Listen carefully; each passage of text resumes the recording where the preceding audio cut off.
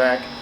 This is going to be probably just a quick little video because we've done a lot of work to the car over the last, 4 months now, and we have not done a good job of filming any of it. So we're trying to get back into making time.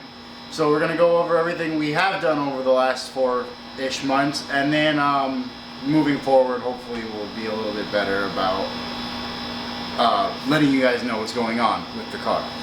So the first thing we did was, the last time we were at the track, we blew the motor, or no, we blew the transmission, excuse me. Yes.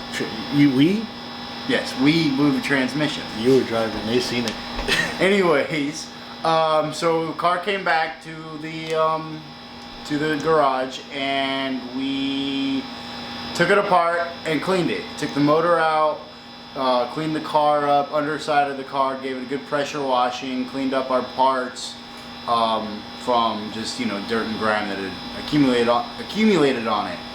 And after that, we changed to our spare transmission. We changed the wastegate spring, and which the turbo had to come off for that, which taking the turbo off this car is not fun, even when the motor's out of the car. Yeah, it's still a pain in the butt, but I've seen people do it in the car, and hats off to them. That's a cap in my eyes. I've seen people do it a number of times. One bolt that is so hard to get to. It really is, but before we get too far along, because I do want to show you guys step by step of what we did do. You guys already saw us pull out the motor, pull out the tranny. We cleaned up the tranny, the spare one we had. Let me get off the table so I stop shaking. Stop shaking it. What else did we do? We also went into a whole wiring stuff. We'll get into more detail about that in a few. Did some things with the dashboard. Did some wiring, a lot of wiring. We had a lot of wiring. We pretty much, we got some things to show you. Anything else? We reinstalled our water meth kit. Yeah. Which you guys probably talked about in the tune video, which we know you guys have seen as well. But this is everything that led up to the tune, and then actually Linda is back apart right now for some more transmission maintenance, but we're not changing the whole transmission itself. Yeah, we'll get into that story, I guess, by the end of this video. But let's go take a walk. So what we're gonna show you first is that obviously the motor's back in. Don't mind this cover. We're just gonna leave that right there.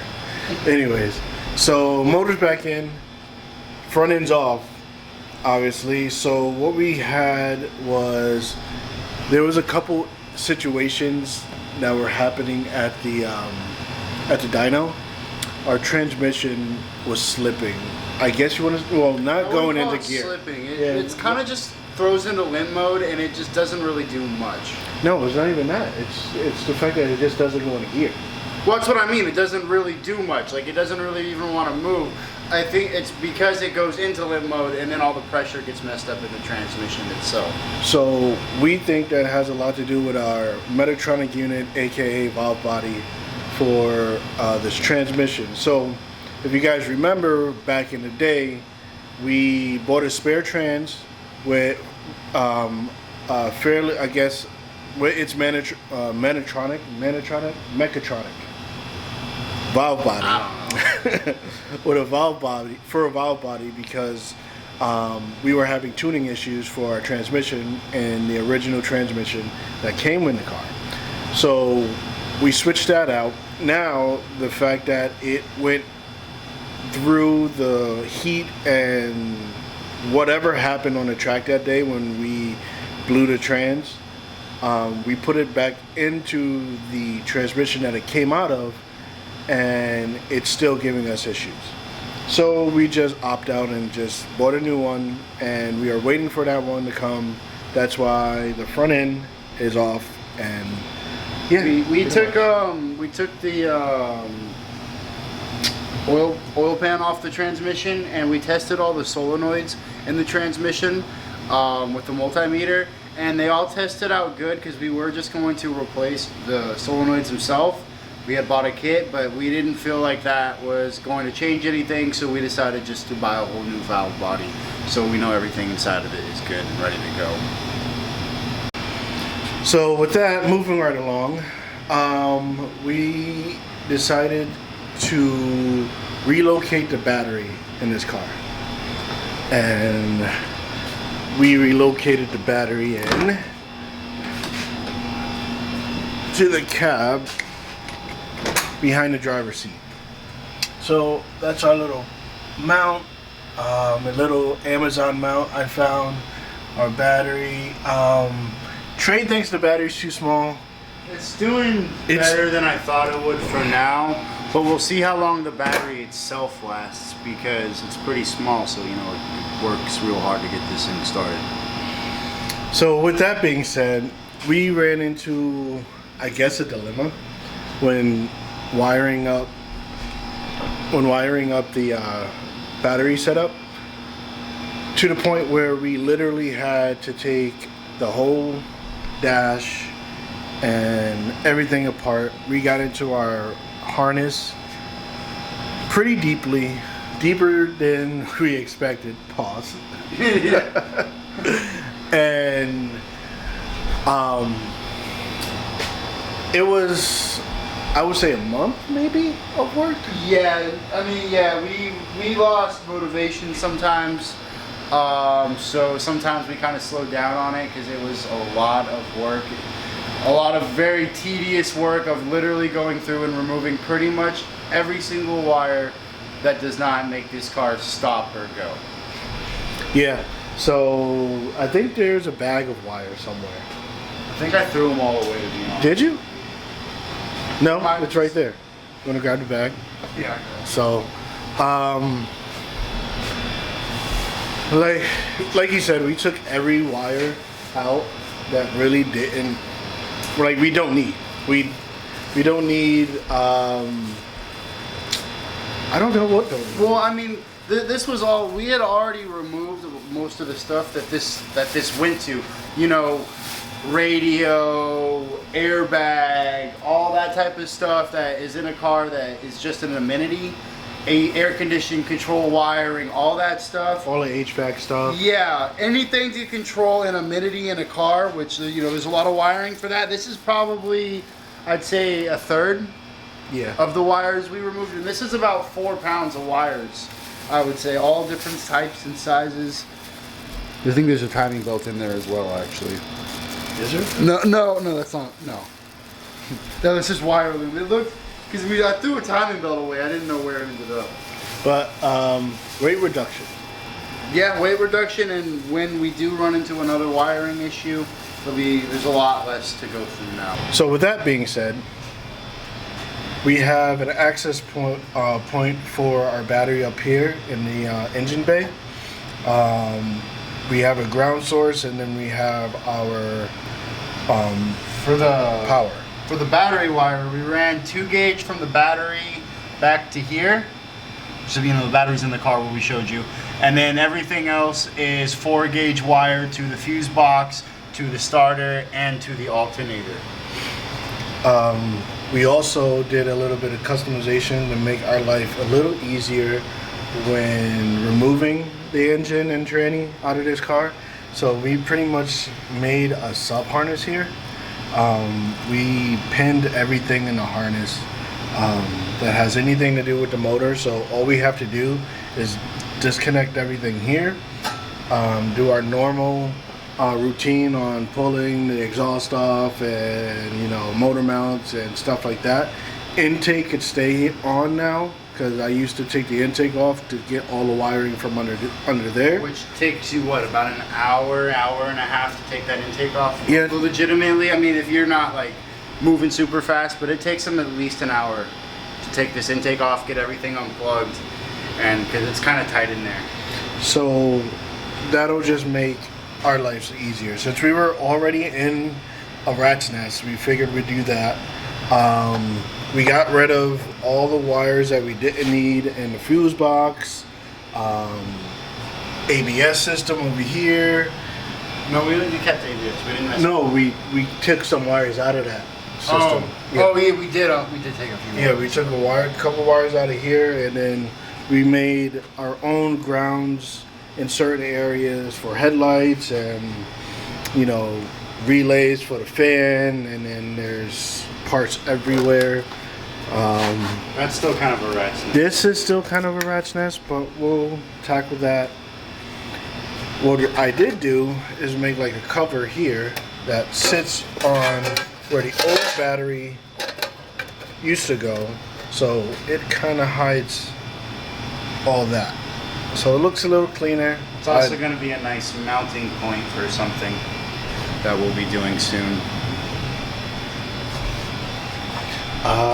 Anything else?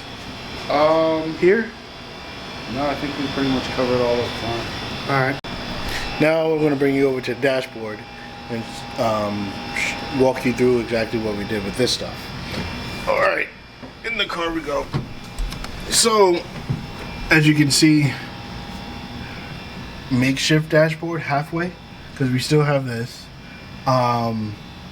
We have a switch panel here that we have our trunk release and gas tank latch, because if you guys remember, we used to have to crawl in the back and hit the release manually, because that really never worked when I got the car. Now it's on a switch, and we can open up the hatch and the gas latch. What are you doing? This is bothering me. Hey, don't scratch it. Hasn't been painted yet. That's not going to stay white. We were in a crunch time to try to get the car ready for the dyno, and there was actually wasn't there an event we were trying to get to? That was the main thing. We were trying to get to the event, which we ended up not going to, because we were supposed to go to the event literally the exact same day we filmed our dyno video. Actually, yeah, you're right. So, like Trey said, our water method's back into it, and we have that also on a switch. As you almost stabbed me. It was like this. I just felt something on my leg. Anyways, this is our not methanol, our fuel E85 reader. What do you call those things? Flex fuel sensor? That's what it is. The flex fuel sensor gauge is here. It was on the other side of the steering wheel. We're gonna probably get a air fuel ratio gauge. Wow, we gotta fix that. Anyways, I haven't decided if I want to take all this out and create something that goes all the way across. I don't have all the necessary tools to bend metal and stuff like that, so I got this kind of pre-bent for me from a company that I use for my actual 9-to-5 job. And then once I got it here, I kind of made cuts and bent it a little bit more so I could get it into the shape that you see here now. It's not the cleanest, but it's functional. It's much lighter. Much lighter. And actually, it's not much lighter because there was nothing here before. No, that's not true. We had the dash here. We only had this. And maybe just, just to about here. This was open. Remember that bar was here for a long time? Yeah, it was. It was just open. Anyways. Are you sure? Do you watch our YouTube channel? Sometimes. When was the last video you watched? I think no, I didn't watch the dyno video. I'd be lying. The support. Anyways, yeah, this was all open, and there was a bar here, so it was very ugly, and that covers that up a little bit more. There's a little bit poking out here. I'll figure that out in a later date. But yeah, that's pretty much it for all our upgrades. Nothing's really changed in the back. There's some wires back there still that has to come out.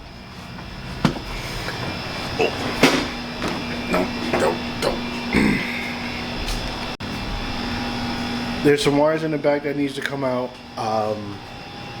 We haven't got to it yet. We left it in there so, just in case something. The lighting sucks. Anyways, just in case we needed something for the tail lights or anything crazy like that. We didn't want to cut all those wires out, but now that we've had the car running and everything seems to be working, brake lights, signal lights, all that stuff, we can get rid of those wires. One other thing that I forgot to mention is we made a little bit of modification to our bumper. So we're trying to get this front bumper as aerodynamic as possible. That hole there is for a little tow hook that we got. There was little vents here that was just pushing air through and getting under the car and disrupting the car. Even though it's not like a fast car, every little thing counts. In the future, we're probably going to cover up here and then put a little hole somewhere. Excuse me. Put a little hole there somewhere so we can keep the intercooler cool, but also try to bring down the, I guess, what, air Going under the car? Yeah, air going underneath the car. But other than that, we're just gonna keep trucking. Yeah, I said it. We're gonna keep trucking, and we're gonna get this car back up and ready. And yeah, pretty much it. Anything else you want to add? No, that's it. We got. Look at the camera. No, I like Linda. We got Test and Tune next Sunday. It's Sunday right now. Why did you say it? Every time we say that we're going somewhere, it never happens. Every time we put it on YouTube, it always jinxes. So we're probably not going to Test and Tune next Sunday, but that's the plan. But the guy we bought our valve body from, we bought it at least a week ago. He gave us some sob story about how he had trouble printing a shipping label. It was supposed to be delivered on Monday, but I guess he's shipping it out first thing Monday. So we're kind of waiting on him. Do you remember where it's coming from? New York. Yeah, it's coming from New York. So hopefully it shouldn't take too long to get down here once he actually gets his shipping label. But yeah, we'll see.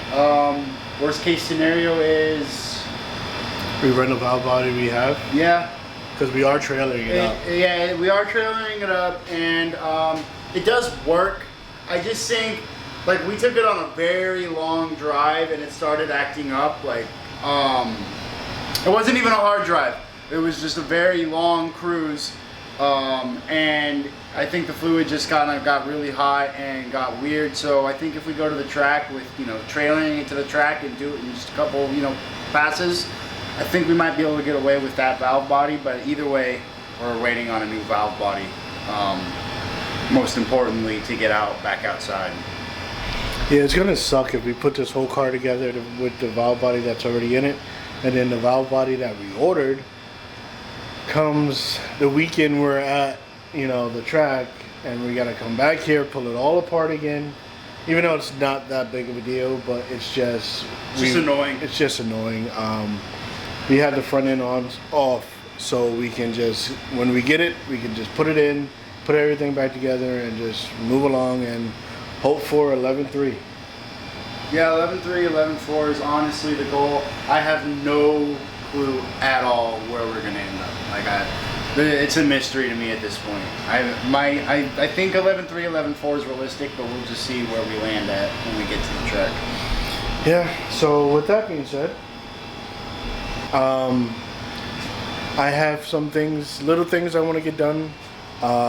We have some mounts that we need to get installed before we go to the track. They're right there.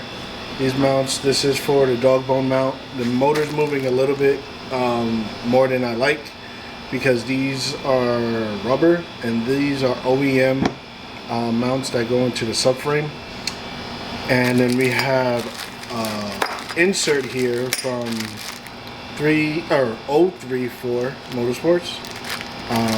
We got a second half coming. I ordered that yesterday, but they get inserted into here and they stiffen up the mount so we can beat the hell out of it. Yes. But other than that, we're gonna do a little cleaning of the wires and just get the car back together, and see you guys soon. I'm out. Peace.